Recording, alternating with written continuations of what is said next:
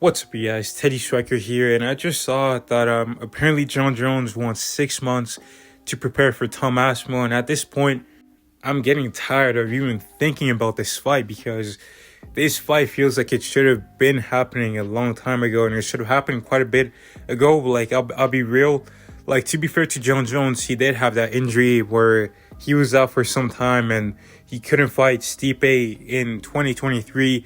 So for whatever reason, they pushed it back. Well, actually, no. The reason was like he was out gonna be out for 8 months. So then, like with that timing and everything, just lined up perfectly for John Jones to fight Stipe in November.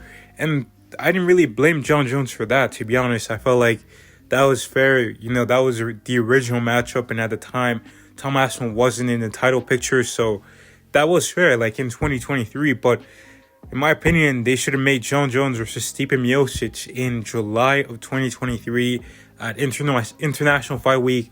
I mean, at that time, John Jones, he just came off beating Ciryl in 2 minutes where he literally took no damage, and Stipe was sitting on the couch ready to go. But for some reason, they pushed that fight all the way back to November to be in MSG. And fair enough, it was, hinted that it might have been their retirement fight, but John Jones didn't retire. Stipe did a year later.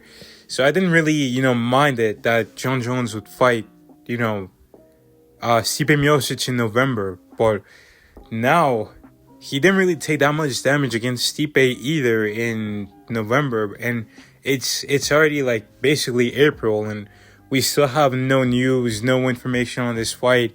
Like it's been talked about for quite some time now, but like John Jones it's like he's trying to play hard to get. He's not like completely turning it down, but at the same time he's not really being clear on what he wants to do next. He was talking about a fight with Alex Pereira, but that's dead now. So there's only one option. It's either, well, actually there's like two options. Either you fight Tom Aspinall or you retire. And I don't know what John Jones wants to do, but at this point I think the UFC should strip him because John Jones wants to train for Tom Aspinall for 6 months by the time they sign a contract, and the contract still hasn't even been signed yet, and it's basically April. So, and there's no contract that's been signed. So what if they sign the contract in June or in July? Then what? We're not gonna see a heavyweight title fight until 2026. I mean, that makes no sense. But John Jones just wants to keep stalling this out, and I don't think that this is good for him. If you're going to fight Tom Aspinall, you should have done it yesterday because John Jones is aging every single day, and the next time he fights, he's most likely going to be worse than he was when he fought Stipe Miocic. And Tom Aspinall is in his prime. He's like 31 years old. He's still training every day. He's living a healthy lifestyle and, living like a professional mixed martial artist that's in their prime of their career. Well, John Jones is on the older side. He's like almost like 40. And by the time they fight, I think he'll be like 38 or 39. And sure, you can say that, oh, well, he's a heavyweight, so it doesn't really matter. But at the same time, you do need some athletic ability to evade some of those strikes from Tom Aspinall or have the reaction time to evade those strikes and go into a takedown. And also, you do need the durability to take some shots because you can't go into a fight thinking that you're not going to get hit. So you're going to need some of those attributes. And as you age, those are some of the things that start to go away. And, at this point, Tom Aspinall knows your game. He studied you for so long. And, Tom Aspinall doesn't really have that much tape.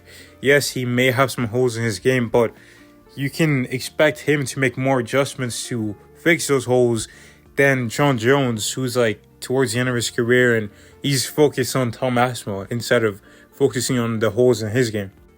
I also think that John Jones should vacate the belt because we need some action in the heavyweight division. Yes, there isn't, that many exciting matchups. I mean, there is Tom Aspinall versus Ciryl. That is going to be a pretty exciting fight.